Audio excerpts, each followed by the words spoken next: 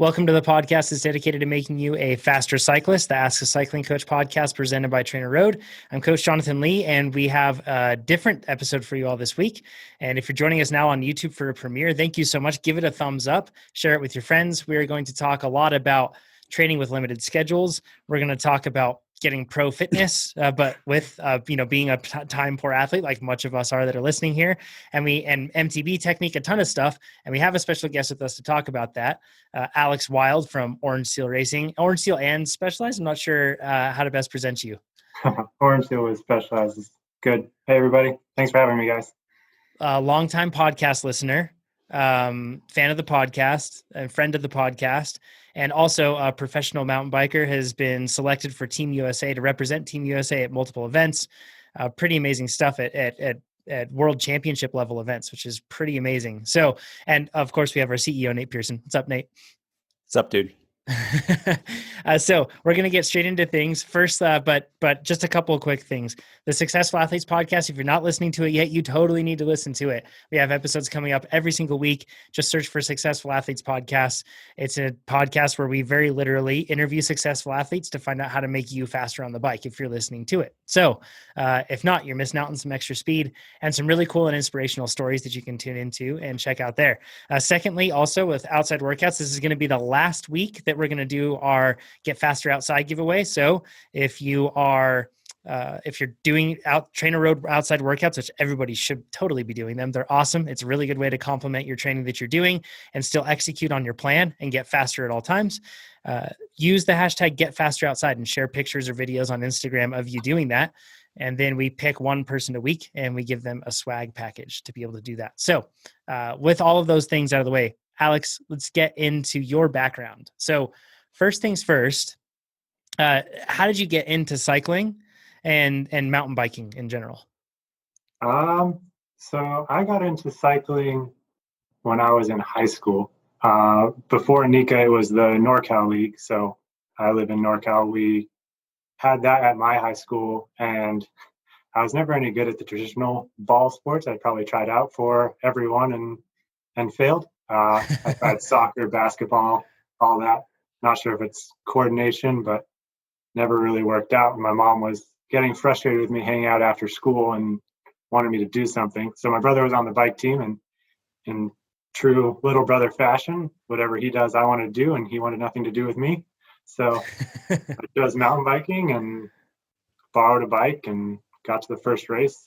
I kind of, from there, just did it to kind of check the box of, my mom wanted me to be active and do a sport, and did the NICA thing through high school. And I always laugh because when I got out of Cat 1, 17, 18, I thought the next natural progression was Cat 1, 19 to 29.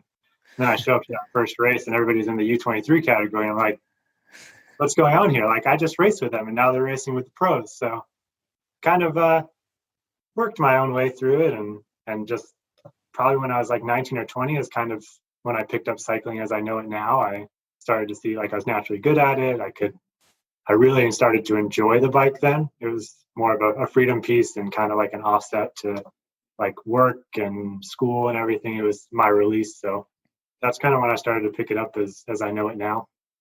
How old are you, Alex? Yeah, sorry, Nate, go ahead. So what was that? How old are you? I'm 27 now. And so let's fast forward to now. So you're a professional mountain biker. Like I said, you race for Orange Seal, you race for Specialized. You also work for Specialized as an analyst there, correct? Yep.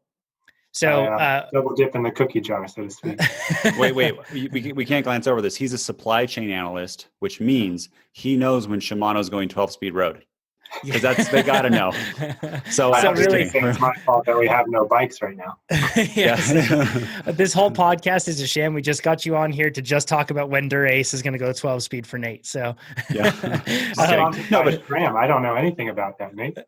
Yeah, exactly. What's Shimano? I don't know. Yeah. But I mean, just so you all know, he knows everything about all new stuff way ahead of time, right? So that's just crazy for me to think because of everything that Specialized touches in the bike industry, which is almost anything. Sure. The man that's in the know, which is, I think, just kind of cool. So it doesn't help anyone get faster, but It's cool.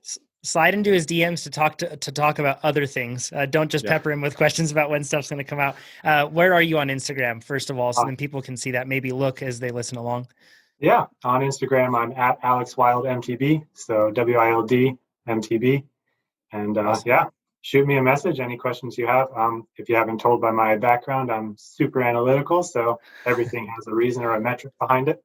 So, free. Well, I think one thing to mention, Alex, I've been talking on Instagram, is that Alex is like me, but fast. So like he cares about all the little details. I actually just switched, I don't have it here.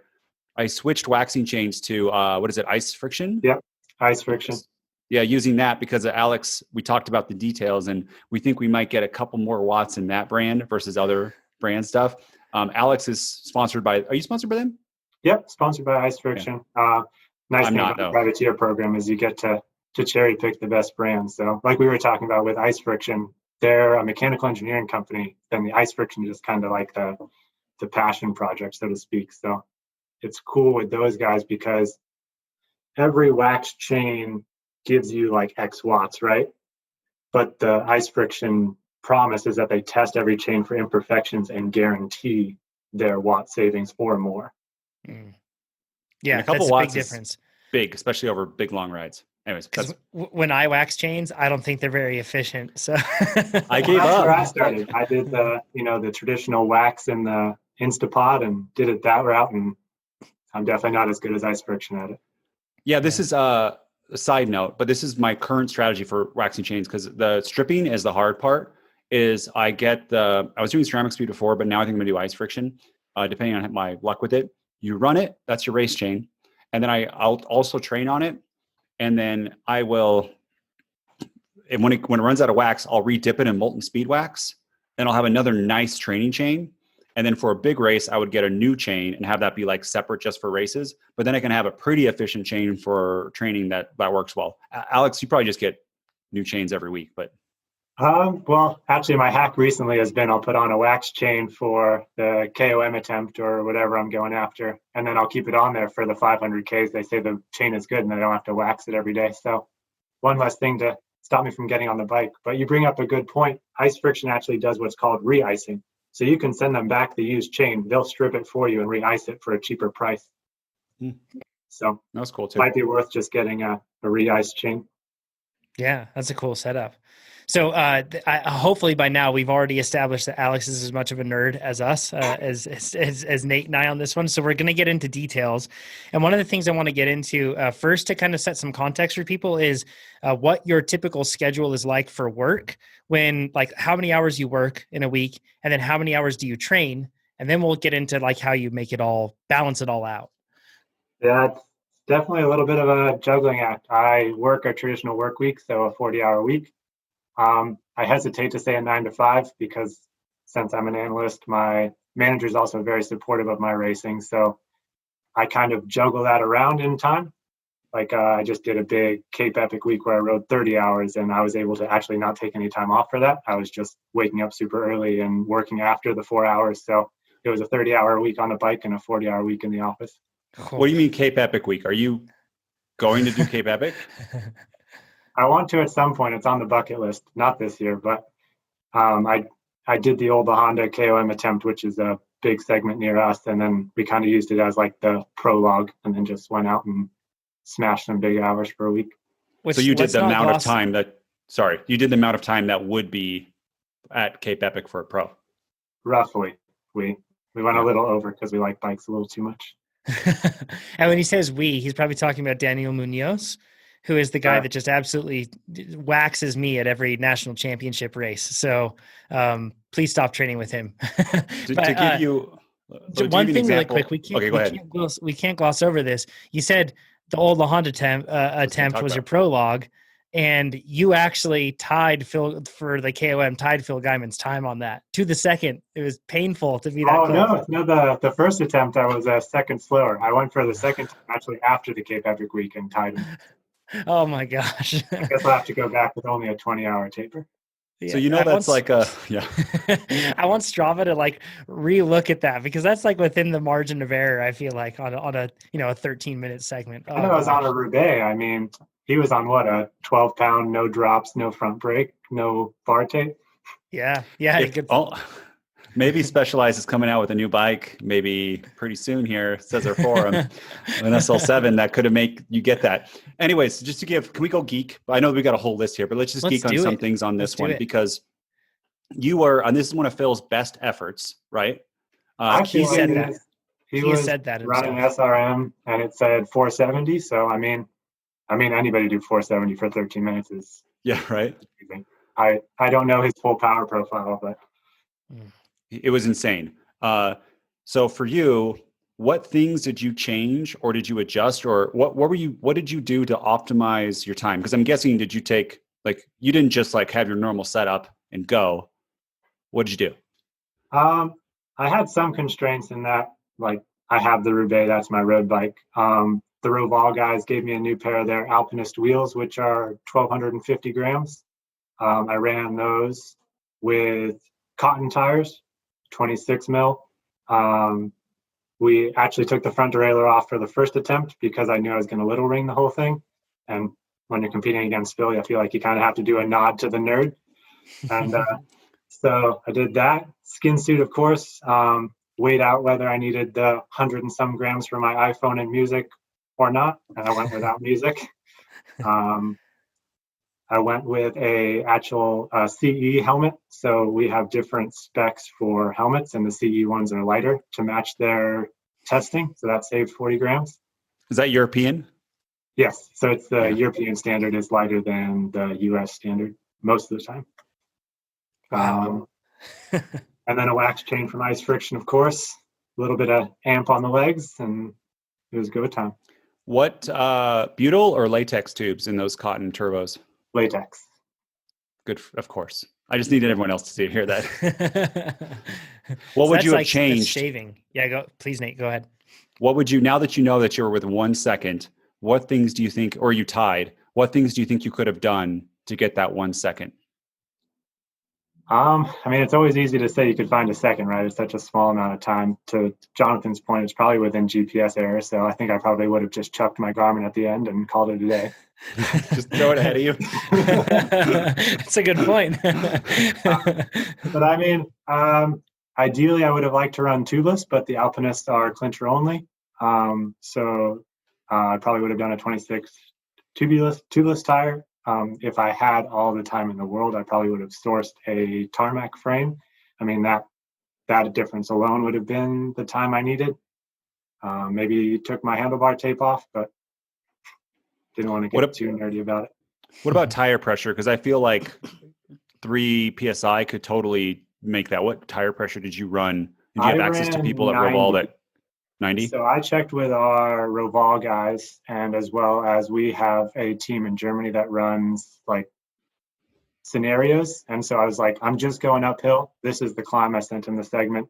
The pavement is decent, but not like a track smooth. And they said probably 90 to 100 PSI since you're not going downhill. And how much do you weigh? I weigh 68 to 70 kilos. The frustrating part is that second attempt was all weight. So since I did that big week, I probably had some extra water and blood volume, and I was actually 70.5. And the first attempt, I was 68.5. And I did exactly 14 watts more the second time, and it wasn't worth it. It was only a second. So the what internal width are those wheels that you were running? I believe they're 21 mil internal width.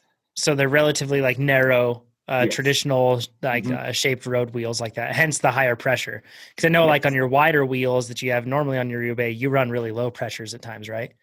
Yeah, when I'm just riding tubeless and just on a regular ride, one, I'm descending as well, and two, comfort is far more important to me. Just like an overall nice ride. So I run my 28 tubeless tires at 60 PSI. And sometimes I'll do like 55 in the front, 60 in the rear at 70 kilos. So up Old La Honda, how many watts did you do? 456. For 13 something? 13 minutes, 26 seconds. So what's your watt kg for FTP? That would be roughly 6.5 for that. But what do you think for normal? Like what would be your FTP? My FTP is 410 right now. So just around 6. Legit. So this brings me to the next question, Alex. Why go pro mountain biker? Why not try to be a pro roadie? Because it seems like you have the raw watts. and the body? Yeah, I mean, I've asked myself that question multiple times. It's multifaceted. One, I have a family. Like being on the road 200 days a year sounds rather rough, and not sure I could justify it from a where I'm at in life standpoint. Like maybe the juniors coming out of college, and that's what they want to do, and they have the time to do it, kind of thing. Also, with a full-time job, it's much easier to get away with lower hours racing an hour and a half mountain bike race than multiple day stage races where you need to get 4 or 5 hours. There's a guy in our office, super fast, Cameron Piper, who actually does that, and it blows my mind. He can do stage races at the top end and gets the hours in, and he works 40-hour weeks as well. So I just don't think I have the time or the passion for road biking. Yeah, that's a good point, is that for mountain bikers, you can train solo and then fly to your races. They're usually not, sometimes stage races, but usually there's not many big ones. You don't have to be part of a team. You don't have to have this huge calendar. You can pick and choose. So you can be pro, have sponsors, enjoy that side of it, but still have, like, I'd assume you at Specialized, mountain bike pros usually don't make too much money. And even pro, unless you're in the world tour, like you don't make much money. Even that, you got to be pretty good. You probably make more money at Specialized, and like you said, balance your life, provide for your family, all that sort of stuff. Yeah, I always joke with Jen that I have to hold down 2 jobs to keep up with the Silicon Valley. Yeah, for sure. Yeah. So what, in terms of that, I want to take a step even further back. Why go pro instead of just be a Cat 1? Because so like, I'll share my experience. If I went pro, I would be a very bad pro. I would be like very back of the pack. Right. But still, I probably could justify that, and I probably wouldn't be last place. But I don't do that because I think, well, I work a full-time job and I want to race other people with a full-time job. You work that full-time job, and you clearly want to race professionals that don't have those sort of full-time jobs. Why go pro? Why not just stay Cat 1? I feel like for me, it's a bit of respect the gift. I mean, I'd be amiss to not acknowledge that I have a sort of genetic predisposition to be where I am, and my ceiling is at a certain level. I also have a big passion for my own human performance. So where can I be? How far can I push it? And personally, I don't like to see the job as an excuse. Like, not saying by any means that's what you're doing. It's just more of like, why not? If I have this ability, if I can hit these numbers, if I can train like this. My teammate and rider himself, Payson, has a saying that's, if not now, when? So it's like, this is kind of when you're in your physical prime. I have more time to develop my career further if I so wish in terms of analytics. But as far as a physical prime, it's like, it's now or never. To John's point, you could clean up and just win tons of races and national championships and all that sort of stuff. Your problem could be too many jerseys. Too many jerseys with stars and stripes, right? I can't think of anyone like a non-pro mountain biker that Alex wouldn't beat. Yeah, no, there's nobody, at least in my opinion. Unless it was enduro or something. I don't mean any disrespect or anything to anybody out Alex there. Is just awesome. Yeah, Alex is at a different level. So that's an interesting, I like that, of like respecting the gift and seeing your potential and going for it. Because I think that is an important thing, and your potential truly lies in the professional level. Whereas, for many folks, their potential or their ability to fulfill that potential, it might not get to that, which is just fine. It's everybody, operates within their own space, so to speak, and gets that done. I think, John, sorry, we keep interrupting. It's hard in Zoom. It is. A lot of people are happy that Alex has that decision. Right? Yeah. There's a whole amount of people between 30 and 25 that are like John. I'm John, one of you're them. 30, but yeah, who's like, thank you, Alex. That's exactly what we need. Well, I didn't mention Daniel has me on retainer not to race Cat 1. That's yeah. Okay. That's the arrangement you have. You train with him, you make him fast. He beats me all the time, but he can't go pro, or you can't drop down. So one of the things I want to cover really quick is, so actually 2 of them. How do you balance recovery? Well, actually, no, let's get to that one in a little bit. The first one I want to cover is, how do you manage the expectations? Because so you mentioned that you don't like to use the job as an excuse, right? But It's got to be tough when you go to a race and that everybody else isn't working 40 hours a week. So how do you manage like expectations for yourself, but then also how do you manage confidence? Because confidence is really big. And if you kind of come into a race and you say, well, I've got this big asterisk by my name where I'm not on a level playing field with my competitors because I have to work. Have you given much thought to that? How do you manage those two things, expectations and confidence? Yeah, I mean, I definitely would be lying if I say it hasn't been something I think about, but I also try to use my energy in things I can control. So, like, controlling what I can control means that I get myself to that start line ready in the best way I can to perform my own race, to do my best effort. Whereas if I'm worried what the other guys are doing or training, or that I'm not getting in the 20-hour weeks back to back, then I've kind of already let them win in a way. They're in my head, they're taking over my headspace and my preparation. So I don't think that I'm at a disadvantage, honestly. There's definitely advantages and disadvantages, but having a full-time job, I don't have to convince Specialized at the end of every year that I'm still a good analyst and they should sign me for another year. It's like I deliver on a daily basis. So there's that kind of security, and definitely has its ups and downs, but I mean, it's just about carving out the time you need to achieve what you want to achieve. Do you think, Alex, there's any, just to riff off what you just said, because you do have a full-time job and you're supportive, that it actually reduces the anxiety in some of these bigger races and you can perform better? Because like you said, you can still be a pro the next year if you don't do the best. Yeah, I mean, it's definitely the personality of rider, right? It's like a contract that's very incentive based. Some people don't like that and they want a bigger base salary and they're going to train just as hard. And then some people are like, don't pay me anything unless I win a race. Like that drives my fire. So for me, everything I earn from cycling is like cake, right? Like I can live day to day on my full-time job. So there is less pressure to a certain extent, but I mean, I'm a competitor, so it's not like there is no pressure. It's like, yeah, I want to win every race I show up to. Yeah, it makes sense. And I want to transition into the training that you actually do. But before I do that, I want to cover, what do you think is like your best, so last year, and I'm going to say your best finish, or best finishes that you would share. But last year I watched you put in a finish that I thought was absolutely remarkable at national championships, mountain bike national championships, and which was at 10,000 feet. So extremely high elevation in Colorado, and racing cross country at that sort of elevation is a really complex game. Where did you start in that race? And then you ended up fourth, which is absolutely incredible against a stacked field, like one of the most stacked fields you've had at nationals, in years. So where did you start in that race? And then how did you make it all the way up to fourth? So I had enough UCI points that I actually started second row. So luckily I didn't have to make up too much time, but the way that course was set up was where there's one main climb at the beginning, a few descents, and then more of a traversy section on the way back. So actually what me and my coach did is we were like, what is the maximum power I can put out for that 8 minutes, 6 times in a row in this race? And then for the start lap, there is some negotiation, I guess, with that power based on like, I need to get in front of that guy. I need to be top 10 wheels. Like, I don't want to lose time for the rest of the lap kind of thing. So the first lap, we kind of gave myself a little buffer on what I could do. And then after that, I don't know if you saw, but every time I would cross the start finish line, I'd press the lap button and I was just doing intervals.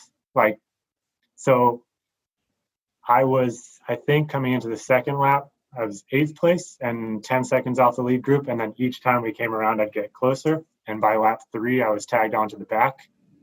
And then with 2 to go, Howie and Keegan had attacked, and Finsty and I rode the last lap together and sprinted out for 3rd and 4th. So my approach to that one was just super analytical, but also knowing at altitude, like it's so easy to blow yourself. So I was doing intervals with friends. A super impressive finish. That is so like key. I think more people could do that, especially in cross country racing. If it doesn't get, like, you didn't have that many people ahead of you, to pace it over the whole race rather than just like, what's the maximum amount I can do on the first time?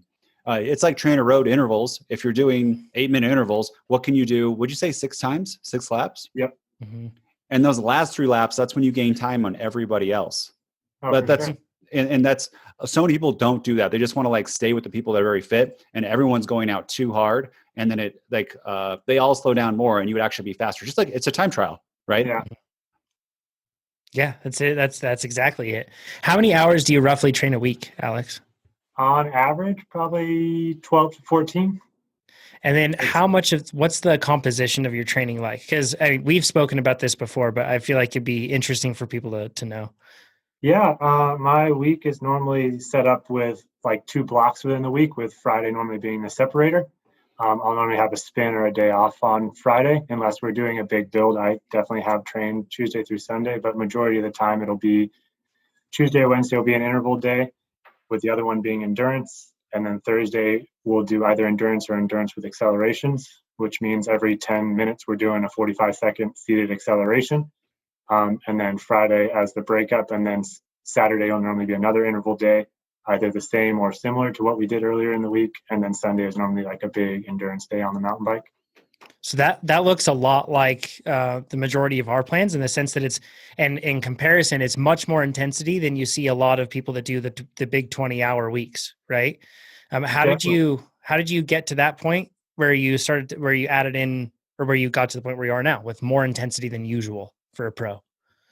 I think for me, and I hesitate to call it junk miles, because definitely the people at my level aren't doing junk miles, so to speak, but everything in my plan has a reason. So if you look on my Strava, for example, like you will see my rest in between intervals is like 240. And that's because in the workout plan, the goal is to be able to pump out lactate at endurance pace. So everything has a purpose and everything is hit perfectly. And definitely just my personality. If the range says 220 to 246, you better believe it's going to be 246 on the dot. So it just making the most of the time I have. Like I don't have time, unfortunately, to just like tack on an hour of easy cruising or something like that. Like one of my favorite workouts is 2.5 hours where we warm up for 15 minutes at endurance plus, then we do over unders, and then we do tempo for an hour, and then we do 30-30s at the end. So it's like, it's a massive workout, but it's combining everything I need to get done that maybe should happen over 4 hours over 2.5. Mm-hmm. Yeah. Seems to work. Yeah. Seems to be working just fine for Alex. This is like, I find it interesting because in many cases you see there's like a separation between people. Say like average Joes, yeah, sure, they can do more intensity, but pros don't. And I think that it's important to probably break that and show the fact that like each person, you know, is needs something. But the one key thing that everybody could do better with is if you have more structure and tighter adherence to that structure, you're going to get more specific outcomes, right? Like specific training brings about specific outcomes. And you take it, like you said, if it's 220 to 246, you nail that 246, not 245. So you mentioned to me as well on a recent ride together that you found that VO2 like it brings about like your adaptation rate seems to really go up. Like you really respond well to that sort of training. Can you walk me through how you discovered that? Like what you kind of saw in your performance that told you that? Yeah, definitely. It's actually the introduction of those accelerations. So 2 years ago, what we did was we started adding in a lot of seated work. What we were identifying was that there was a discrepancy in power on race day versus training. And we kind of knocked that down to that I stood a lot during my efforts, and I would do them on the road bike. Whereas in mountain biking on steep climbs or loose climbs or technical terrain, there's a lot of seated high torque efforts. So we introduced these accelerations. And what we saw is we thought going into it that my threshold would take a hit, but we would be able to work at a higher percent of that threshold. What actually happened is we never touched threshold, and then I set a new threshold PR. So my training doesn't have your traditional 2x20s or 4x10s in it. What we do is we do that over-under style accelerations, and we do tempo in between. So we're kind of hitting both ends of it, and it actually brings my threshold up higher than it's ever been. And thinking of like Baird +6 and a lot of workouts like that are very much like that. Or Baird, like that's a recent one that I've done where it's VO2 work, structured rest, and then after that, you tack on the tempo to try to pack it full. What about nutrition? That's one thing I want to talk about too, because I'm sure you're nerdy on that. I mean, if you're nerdy with your chains, you're nerdy with what you put in your body, I'm sure. What do you usually like? Do you have a specific sort of diet? I hesitate to use that word, and I'm using air quotes for all those that are listening on the podcast. But what's your meal composition typically like throughout a week? And then how do you fuel your work? So if we haven't already established it, I'm a nerd, so it should come no surprise to you that I weigh everything I eat. And I track everything on MyFitnessPal. So I'm a high carb athlete, like for sure. Anything over an hour spin is fueled. Nate's, by the way, for those listening to the podcast, Nate's grinning ear to ear because he's like me, but faster. Yeah, exactly. Yeah. Sorry, Alex. I interrupted you. Yeah. So anything over a recovery spin is fueled. I tend to go on endurance rides every half hour or so. I'll take in 20 to 25 grams of carbs, so 80 to 100 calories every half hour. I think you guys mentioned on podcast a couple weeks ago, TSS and calories are the same, and that's because the power you produce determines the calories you burn. The power you produce determines the calories you burn. So I can look at a workout and actually gauge how many calories I'm going to blow through. So for endurance days, it's normally just like I'll eat my breakfast before, I'll go for my ride fuel every 30 minutes, but something like a high intensity, like that 2.5 hour day I told you, I'm going to go through probably 2,800 calories in 2.5 hours. So that takes a little more planning, and I'll be shooting for 100 grams of calories an hour. So I'll probably mix like a Morton 320 drink mix with an SIS gel every hour to try to get a 100 grams. And what Alex is meaning is kilojoules and calories match. Yes. Mm-hmm. Yeah, it makes it easy. That's why it's like we cheat with that, all of us TrainerRoad users, right? Because we can see the estimated caloric burn for all the workouts beforehand. It's a really important thing. Alex, what about nutrition off the bike? What's your diet like? So I have like baseline macros for nerds out there: 200 grams of carbs, 120 grams of protein, and 75 grams of fat. And that's roughly 2,000 calories as a base. And then everything I burn on the bike, I divide by 4 and add it to carbs. So for example, if I did a 1,600 kJ ride, I would do 600 grams of carbs that day.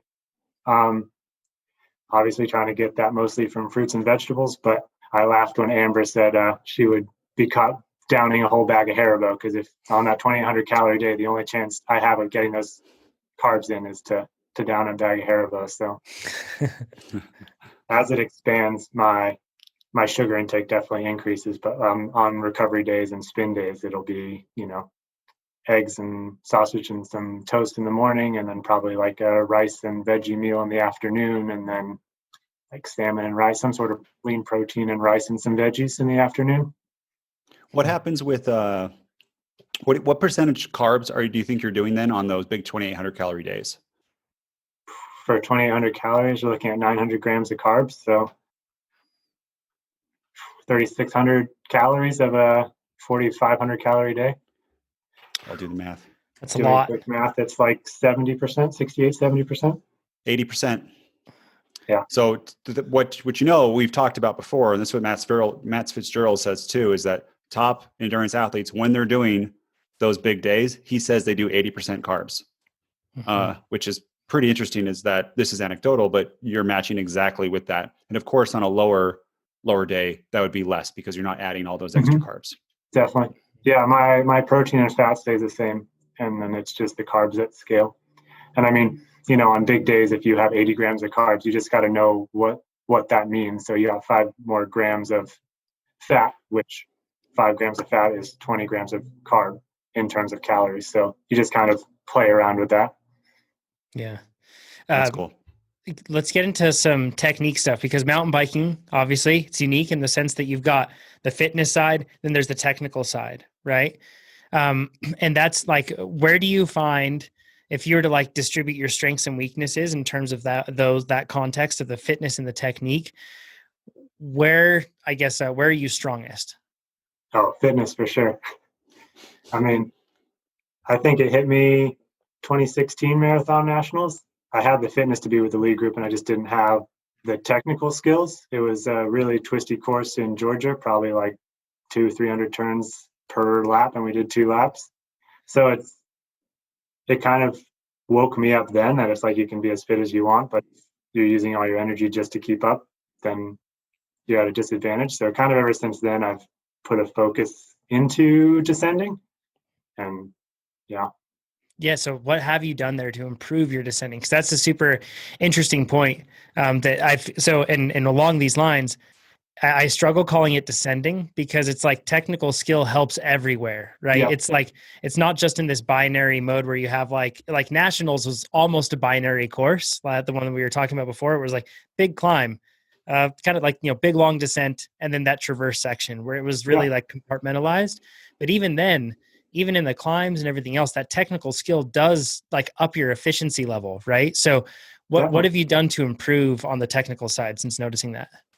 I think I just made it a goal. For me, it was difficult because, TSS and all that, like watts, like they all have a metric tied to them. So my personality leans towards that. I have a gauge of how I'm improving. Whereas descending, it's like you can use Strava, but at the same time, if you rode it when it was tacky wet dirt versus when it was dry and dusty and blown out in July, it's like I'm never going to PR in summer kind of thing, right? So it was just mentally making it a point to be better at descending. And I think after that marathon race is when I started my partnership with Bike Yoke. So I put a dropper post on every one of my bikes.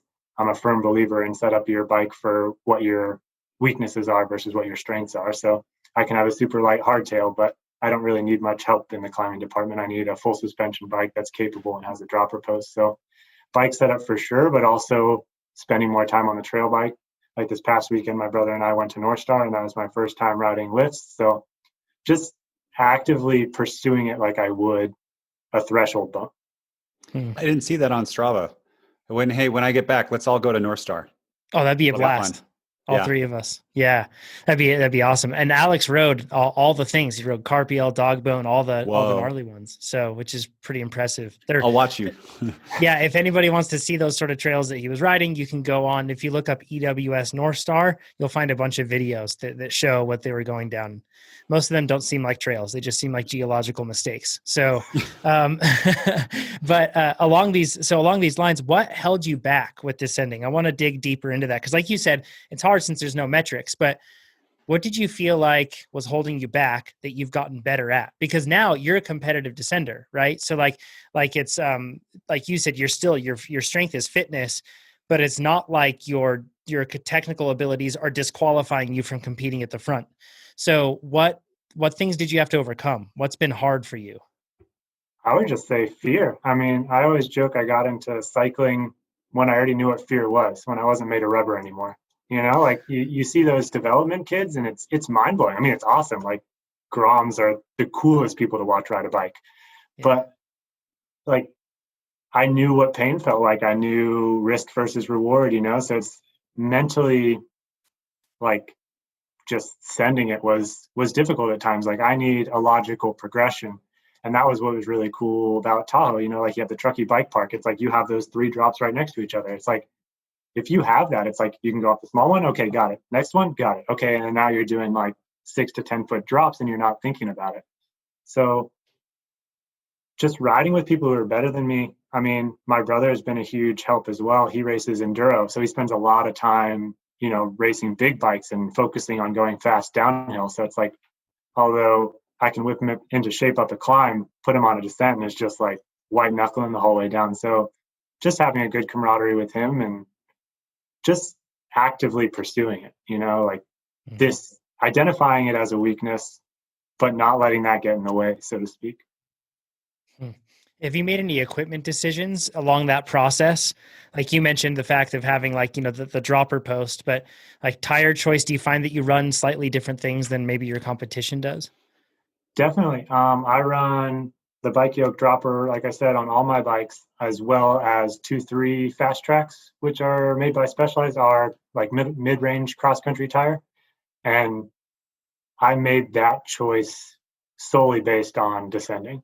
Like I have a wider contact patch, I can run a little bit lower pressures, and it's a very predictable tire. So that it may not be as fast as, a Renegade or whatever, but for me, it's faster overall. Mm. Yeah, that's an important point. And Nate, you've kind of like you've changed through plenty of tires, right? And at first you were running tires that leaned on the side of giving you the confidence that you need, and now you're getting to the point where your tires are getting more towards speed and efficiency. But it all kind of follows that same gradient, like you said, starting with the small drop and then working your way up, like, just reducing that fear so then you can like actually progress. That's a big thing, right? There's one thing I want to say about tires is I fell victim to this, is I had and Alex, I don't know if you see this too, is I was not exceeding the limit of my tire at all at first. So I'd get these even like beefier tires, and I wasn't anywhere close. I could have had something, but I wasn't like leaning the bike enough or really pushing it or running it close to the limits of that tire. So I was able to go to a faster tire and then start to feel the limits. And then like I almost like learned how to ride my mountain bike a little bit better when I found that how a tire will change if I do this or that. And then I can kind of tweak inside of that. Do you have that same kind of experience, Alex? Yeah, I mean, I have that when I go between my Enduro that has 2.6 Butcher tires, which is like a very big, trail style tire, and my Fast Track. What it did for me is it makes you really be able to look at a tire and see how it's going to react. Like on the Butcher, the side knobs are spaced quite far from the center knobs, so there's that little bit of slip in transition when you're hitting the edge of the tire, versus the Fast Track, which is very evenly knobbed and lower knobs. So it's definitely a different feel going between them. But I think what the Enduro does, or a trail bike in general does, is allows you that forgiveness. Like you can make a mistake on that bike and it's just got all the travel in the world. So it's like, you got this, no problem. Like you go off a drop and you land a little nose heavy. It's like you've got that extra travel kind of thing. So I think it's been a useful tool to try something on the big bike and then transfer it over to the XC bike. Yeah, that's a huge. Who was I riding with just over there? Just recently, I was riding with somebody who was mentioning that very thing, and they said that the biggest breakthrough for them was actually getting on a trail bike. And once they got on a trail bike, it was like, wow, now, because they were coming from road, now I can actually ride better. And actually, I know exactly who it was. It was Katarina Nash. So we're talking like world champ level athlete. And she was mentioning the same thing. Once she started to get onto big bikes and started to ride those more, so we're talking enduro level bikes, her descending skills went through the roof. And just trying to hold on to her wheel this weekend was really hard for me. How many stitches did you get doing that? Yeah, 21. Yeah. Yeah, they're very much there in my leg right now. So she's just so fast. And for an athlete that also, it's very important to point out the fact that she got her start as a very young person as an athlete. She had been doing it her whole life. And also she's in cyclocross from a relatively young age. Of course, Nordic skiing was where her origins were, but so she really has had a lot of technical skill time, but she still noticed a huge level up in performance once she got onto bigger bikes, because once again, it let her know what was possible. And it really just kind of opened up her eyes and it removed that fear component. So then she could really progress and improve her skills. And I think that there's probably, Alex, I want to ask you this question. Do you feel sketchy when you get back on your XC bike? Because that's like the concern. People say, well, don't ride the big bike because then you're going to be overriding your cross country bike. No, I think it goes back to what you guys mentioned a few weeks ago with you coming from moto and biking feeling slow. The nice thing about the trail bike is your trail speed tends to be overall faster. So when you go to the XC bike, you feel like you have more time to react and you know how the bike's going to handle. I mean, to Nate's point, the tires may act a little differently, but it's not like the body position changes. Like if you can hit that drop perfectly on the trail bike, you're really not using all the suspension kind of thing. When you've done it right, is the suspension is there to forgive you when you make the mistake kind of thing. So I think going to the XC bike after the trail bike, there is a little bit of adjustment, but it's not like a sketchy adjustment. It's just a different bike. I think on that, as I've heard that a lot too, John, and I've always wondered myself, because I've had the same experience where riding an enduro bike helps, that like if we put Richie Rude on a cross country bike, he wouldn't be like, oh, this is completely different. I don't know what's going on, right? Where maybe if we put him on a horse, we'd be like, hey, he's like, this is completely different, right? It's close enough. It's the same technique. Right. So I think you're right, Alex, and Katarina's right. And my experience too is those big bikes really help develop your skills. Yeah, I completely agree. And along those lines, I want to get into more like the technical things that you do with your bike because once again, you're a nerd. So just like us. So you ride the Specialized Epic, right? That's your go-to bike. Correct. So that bike is unique in the sense that it has the brain. So it's basically a damper that tries to differentiate between pedaling forces and trail forces. So then it keeps you locked out when it needs to be locked out, and then unlocked when it needs to be unlocked. So that has unique settings on it too. But first things first, what pressure do you run in your fork? And you already mentioned that you're roughly somewhere between 68 to 70 kilograms, right? So what pressure do you run in your fork? And then what pressure do you run in your shock? I run 65 psi in my fork with no tokens, and then I run 140 psi in the rear. And tokens are volume spacers that you put inside of a suspension fork or shock to make that smaller, and it makes it more progressive. Just if if roadies are like, what the heck are we talking about? You don't put coins into your bike to make it rider safe. And then on rebound, what do you do on rebound? Do you run your fork and shock? Do you run it? Are you a fast rebound or slow rebound sort of rider?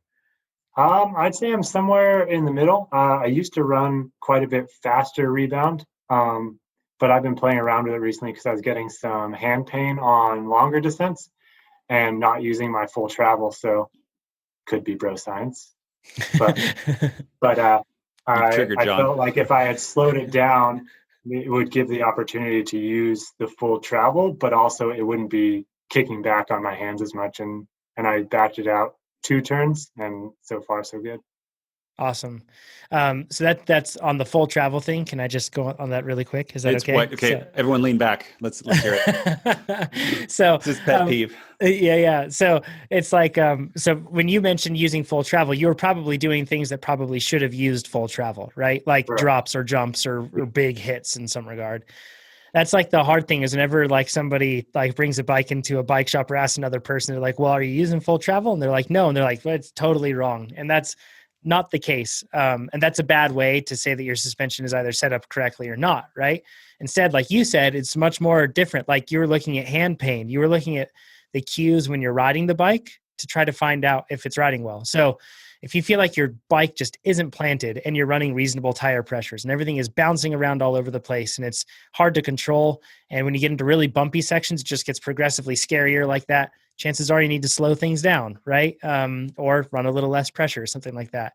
So I guess that the point I'm getting at is if somebody tells you that your suspension is improperly set up because you're not using full travel, but you're not doing the sort of riding that should require that, then just don't worry about it. Like it's totally fine. Like if I lived in an area that didn't have big drops, jumps, or anything like that, it was just smooth, flowy trails, I wouldn't want to use full travel. That would be really bad, actually, if you're using full travel in that scenario, because you're probably riding a waterbed. So what pressure do you run in? And actually, what size bike do you ride and how tall are you, too? Because I'm sure we'll get that question somewhere down below. This will be a funny one. I ride a medium and I'm 6 foot tall.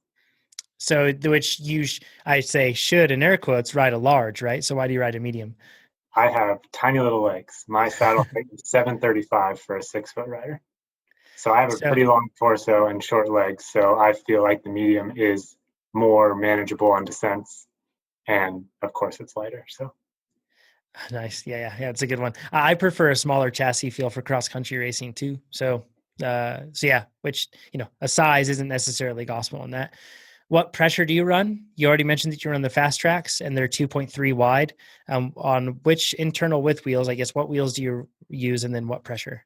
I'm using the new Roval Control SLs, which have a 29 mil internal width. And then right now I am running the S-Works fast tracks at 16 PSI in the front and 18 in the rear with no inserts. And you just run orange seal inside for puncture resistance, even though the S-Works sidewalls are nice and slim, really thin. Correct. Yeah. But orange seal seals big holes. So nice. Kit, let's talk about that. I think I've seen in most races, you tend to use something like a 2-in-1 sort of skin suit sort of a thing. Yeah, this year I'm with DNA Cycling for their kit, and I have this year it's a one-piece skin suit because it had pockets and I never actually unzipped it all the way to the bottom because if you do, you're kind of defeating the purpose of a skin suit. But yeah, so they give me 2-piece stuff and skin suits, but I tend to race exclusively in skin suits. What about hydration? I think I've seen you use a Usway pack Yep. For training, but what about for racing? I use the Usui for longer races. Like I use it every day at Breck Epic. The Outlander 2-liter is the one I go for. It's nice because it sits Nate's above. showing it right now on the if you can see on YouTube. One of the many reasons you should join us on YouTube. Yeah, so that one sits above your pockets, so I can still get to, food and stuff in my back pockets, which is nice. I use that on any training ride over 2 hours. I think I told you this, Nate, but when I'm going full gas, I'm sweating 1.8 liters per hour. So as much fluid as I can get back in there. That's a lot. That's really high. Yeah. Alex, you'll like this. I was just weighing 2 tall bottles versus the Usway Outlander Pro. This is without water, to try to figure out for races, what's the difference in weight between an empty pack and the 2 bottles. Of course, the empty pack, you could have more. You can have up to 2 liters in that. And I think the 2 large bottles is like 1.5, I believe. Yeah. But you could always just put 1.5 in the backpack. It makes it a little bit easier to drink. So the difference in weight is about half a pound. What's that? 238 grams or something is the difference between those two. So it'd be even closer if you ran an insulated bladder at 1.6 liters and weighed 2 insulated bottles. Yeah. Yeah, you're right. You're right. So. This is another. Do either of you realize or notice this? When I have a hydration pack, I'm better at drinking. I drink more. Yeah, it's definitely easier. And I mean, worst case scenario with a bottle, right? You drop it. Worst case scenario with the straw, it's flapping around and you have to figure it out in a second. So I really like the hydration pack, but I normally run 2 big bottles and a hydration pack on anything over 2 hours. I feel like too is it takes less energy to drink.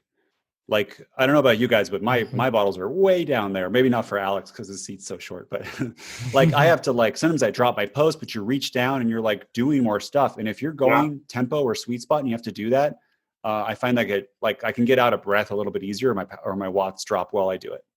Yeah, Usui also makes a magnetic connector.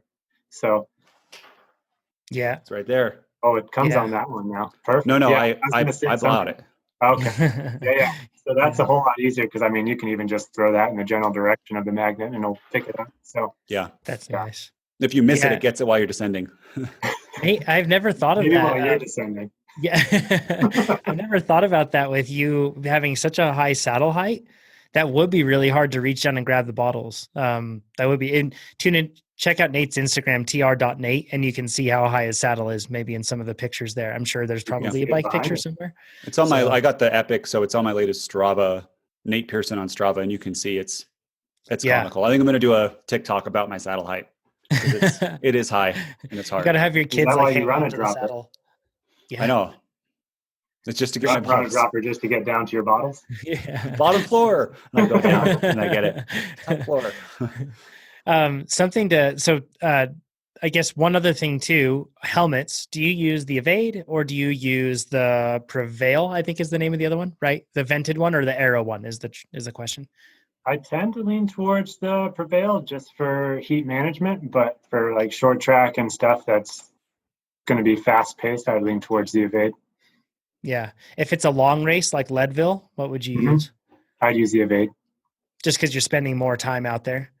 Yeah, and we've done specific modeling on Leadville, and it's worth it. Oh man, the advantage! Can you imagine how many data points he probably has? It's awesome.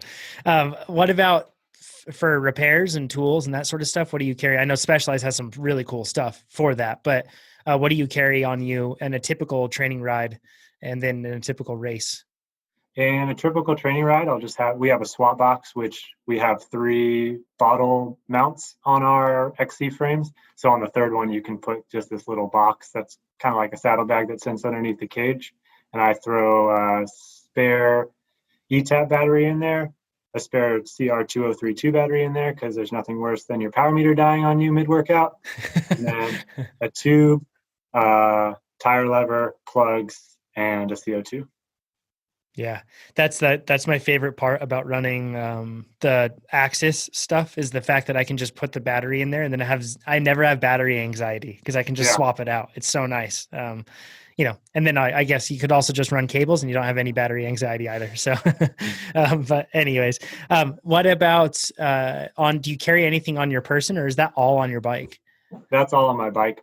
For me, it's a lot easier than remembering to stick all that in my back pockets. Mm-hmm. And then for race day, for like a marathon style race, it'll be very similar minus the batteries because I should have charged those. And then for XC racing, we're spoiled little princesses and we have 2 feed zones per lap that have wheels and every little bit you can break on a bike. So I don't carry anything with me, not even my gels.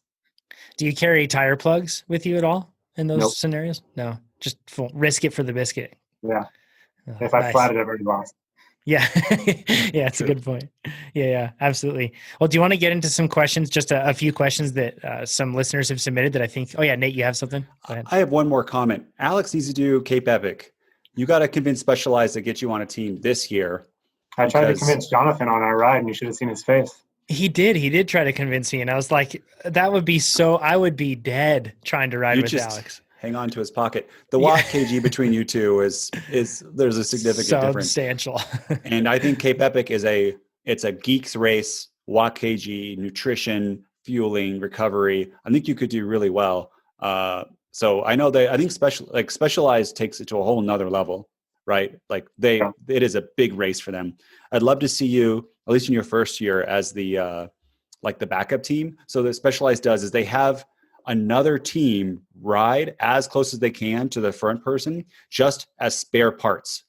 So if someone flats, that team can catch quickly and give them a wheel, or if they have a broken wheel, so they're not out of the race. Or if there's something really bad, that team would take over. But yeah, saved Nino's race last year having that pit team. Mm-hmm. Yep, exactly. So that is, I think you would be with your power and it would be awesome. And it's not that technical, so I don't think it would slow you down as much as some other, like a cross country race or a World Cup race or something. Yeah. To be clear, I want you to race it, Alex. I just don't want to do it. And I really don't want to do it with you because that would be so brutal. That would be really hard. Actually, you can you have Daniel do it? And can you just work him into the ground, like put him in like a year-long hole, and then I'll target nationals, and maybe I'll have a chance that year. So that was all last week. I know. There's a race this weekend. You might have him. Maybe, right? Yeah, if I'm lucky. So, okay, let's get into some questions. First one's from Martin. He says, I've been having some problems with performance on race day. When training, I have some really good numbers, but in race day, I'm nervous after a few minutes. My legs feel heavy, start feeling dizzy. And he says, although my watts aren't that much different to training, I race cross country and I'm a junior. Do you know why this happens and what I can do to mitigate it? So this is like, I thought that you'd be a great person to ask on this, Alex, because you've raced at world championships, right? So that's got to be like the pinnacle of it, and ton of nerves. Have you dealt with nerves? Oh, for sure. Yeah. First hearing this, for me, it sounds like a bit of race day anxiety mixed with like possibly specific training. I mean, I've definitely experienced both. We talked about the seated power. For me, that was a big thing for producing the same power in training as in racing. But also, I do a lot of my interval training on my mountain bike, even if it's on the road. Just the logic is, if I can put out the power on this bike, I can put out the power on this bike, right? Like you cut out any question on whether this power transfers from one bike to the other. But also, I feel like we tend to train a lot with music and other outside influences, and race day, it's someone else's pain train, right? Like if you go out to a workout and you're 5 minutes, and you're 4 minutes in and you're dying, you're like, well, I just got another minute. But if you're 4 minutes into like the start and you're looking up and this guy's setting the pace, you're like, when is this going to stop? So it's like, it's more outside controlled. And what I always do in those kind of situations is like, if I'm taxed, it's kind of like remembering what I was feeling during those intervals. Like, and telling myself, I can hurt more than this. I've hurt more than this, like kind of thing. It's more just because you're not in control. Yeah, that's a good quick point. clip. That was good.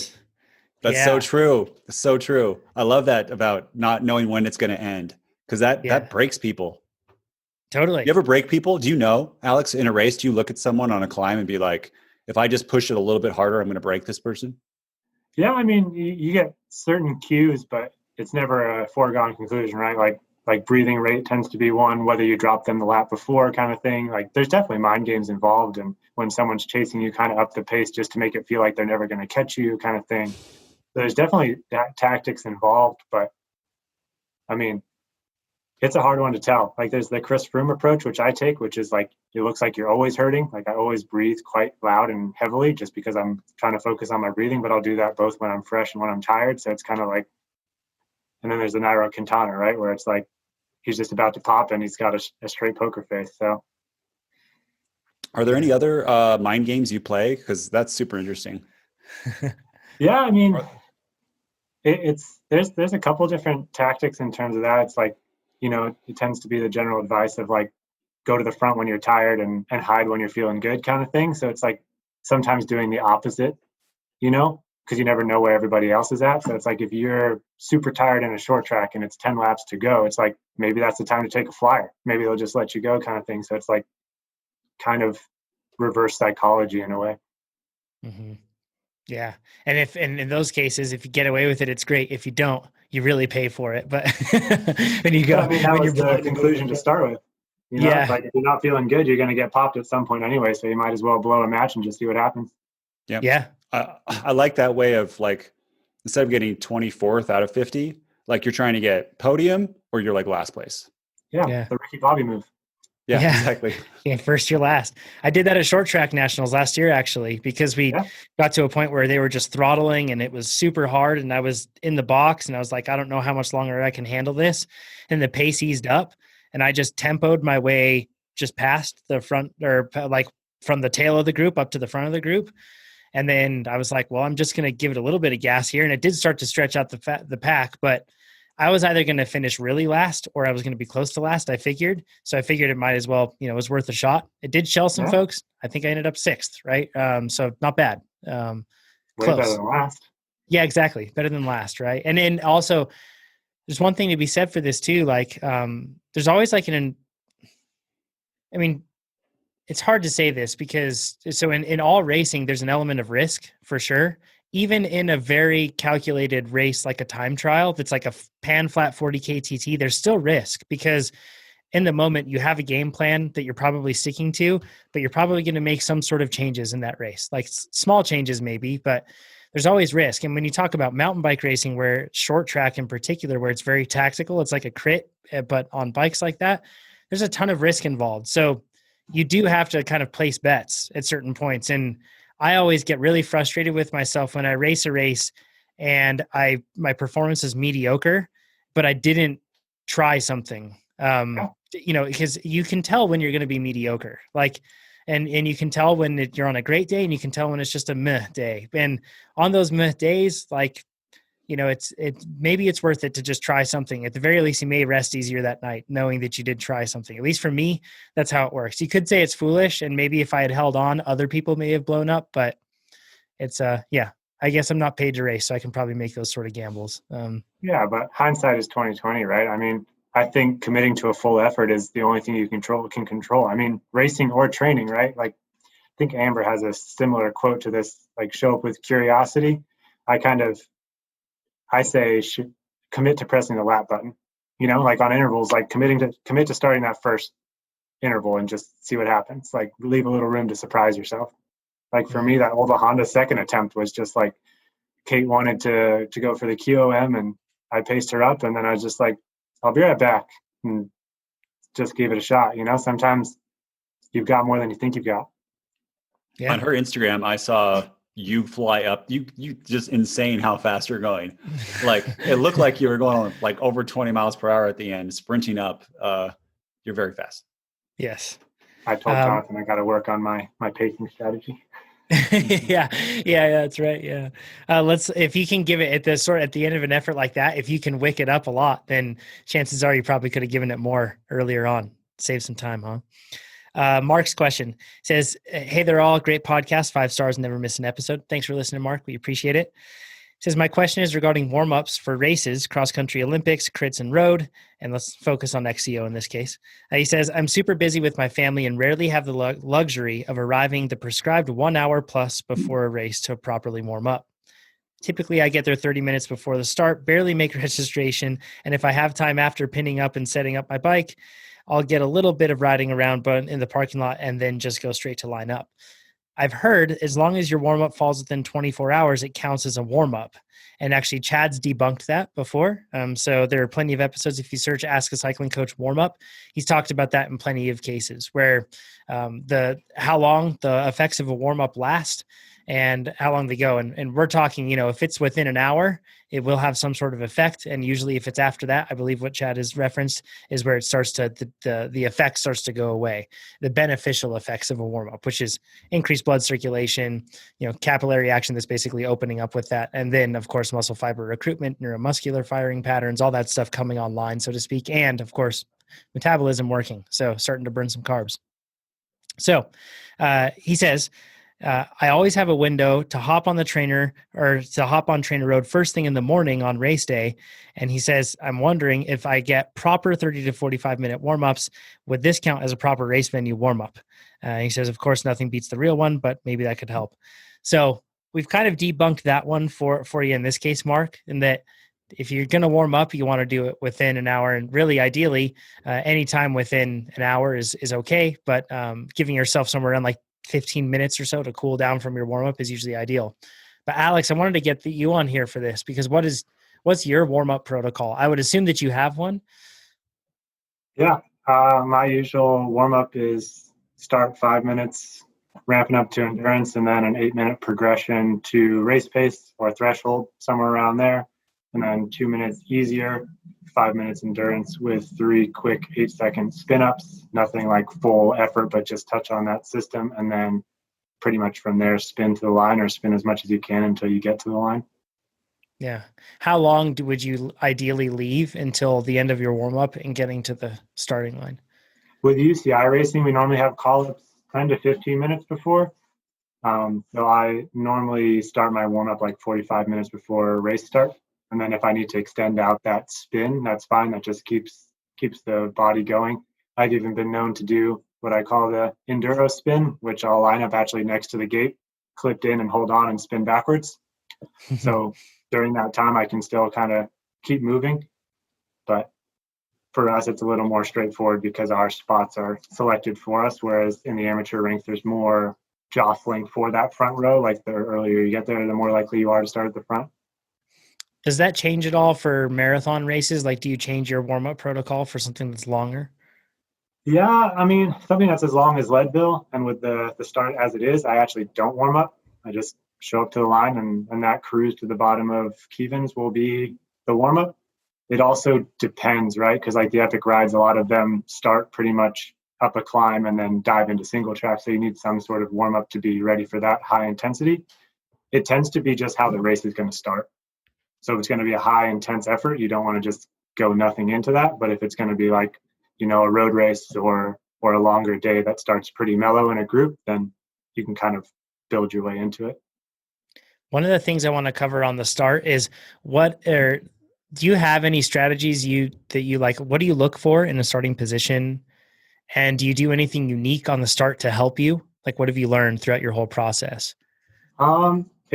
For UCI racing, it also depends like which row I'm on. The farther back I am, I actually look to go to the outside of the corner because everybody's going to dive inside, and there's normally like a channel around that first corner. So, if for example, if the first one is like a sweeping right-hand turn, I try to line up on the left. If you're in the front, obviously, you try to line up so you got the shortest path to that, probably a few spots from the right. They're just kind of looking at what the start looks like, but also like the terrain you're on, right? Like if you're on loose gravel, like brushing your rear tire on that so you're not starting on over a rock.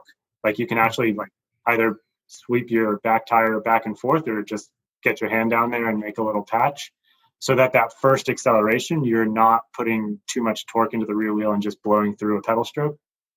I also I start left foot clipped in, right foot on the ground, and I set up my pedal so that when it's coming up, it's flat. So it's not like vertical and hitting my cleat the wrong way. I've never heard that. That's awesome. Nate's got detailed tips. Yeah. Yeah. So you just change the position of the pedal, and then when you rotate it, it'll be in the right spot, you're saying? Correct. And you can even do that by like setting it up where you wanted it in the right spot and then backpedaling to where you want to be. And another advantage of the bike yoke droppers is I start with my dropper down so I can sit firmly on the saddle. Yeah, that's an overlooked thing. I see a lot of people with droppers and they start with their saddle all the way up in the air.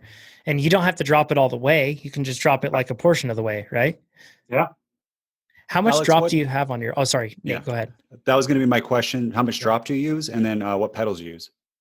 The dropper is a bike yoke Divine SL, so it has 80 mils of drop. And the fun thing about those is it's a dropper that you can actually cut, which is part of the reason I like it. So I was able to cut the bottom of mine since I don't use it all, and it saves 30 grams. So the whole system is 365 grams. Well, that's including remote. Yeah. Oh, that's light. Yeah, that's lighter than the carbon post that I have, the KS Lev CI. Yeah. And then for pedals, I run Shimano XTR, and that's just because they're bomb proof and you can clip into them 100% of the time. I used to run Expedos, and I'd get caught. They seemed to have sharp edges, and they would catch my shoe. Yeah, we were just talking about that, how I like them because I feel locked in, and that's what I currently run. And they are super light. They're awesome in that regard. They're really light, but I feel like they wear out fast. And then the cleats also wear out fast, but the pedal body itself also starts to like wear out to the point where it's like harder to clip in and out. And it gets kind of tricky in that regard. And the Shimanos are just dead easy to clip into, and you can bash them on anything and they usually keep going. So yeah. Which for a race like Cape Epic, especially, right, Nate, is like super important. Durability has to be a concern. So I assume so. yeah, right. Okay, let's go into the last question here. And so if you're joining us live on YouTube, once again, give us a thumbs up if you haven't already. Drop us comments down below. Drop some questions for Alex down below that maybe he can jump into afterward. We won't be able to cover them live since we aren't streaming this live, but he can probably jump in a little later on. You can also go to trainerroad.com/forum. And within there, you can just search for this episode, which is going to be episode 269. You can search Alex's name too, another easy way to find it. And then Alex will be in the forum too. And if you have any questions, we can chat about that, and we can nerd out on all the XC stuff. Just don't start asking him like specialized supply chain questions. He can, he just won't answer. So, okay, Paul's question. He says, once again, 5 stars for the podcast. I started with TrainerRoad in November and have been addicted to the app and your podcast ever since. I moved to Sweden from the UK almost a year ago, and traditionally I have raced cross-country mountain biking and road races, both crits and standard, in the UK. But I took last year off from racing, so I'm currently clawing my way back to fitness with general build. And this is an older question, by the way, but I farmed this one because I thought like it could be specifically applicable to you, Alex. So, Paul, I know that you're probably well into your race season. Hopefully this is how you went, but I bet a lot of other people will benefit from this. He says the race season in Sweden is mostly cross-country marathon races in the first half of the year, with cross-country Olympic coming in the latter half of the year. So cross-country marathon, can you define that maybe for people, Alex, marathon versus Olympic? Yeah, so cross-country Olympic tends to be multiple laps of a small circuit, shooting for an hour and a half finish time, whereas a marathon race is normally 2.5 hours plus, and it's tends to be either 2 bigger loops or 1 big loop or point-to-point race. Mm-hmm. Cool. So first half is marathon for him of the season. Second half is cross-country Olympic. He says, in between these bigger races are numerous smaller road races that I plan on doing. So I assume that's kind of like, local series, whether it's on the weekend or midweek, that sort of thing. How do I blend these smaller road races into my training while keeping focus on cross-country marathon?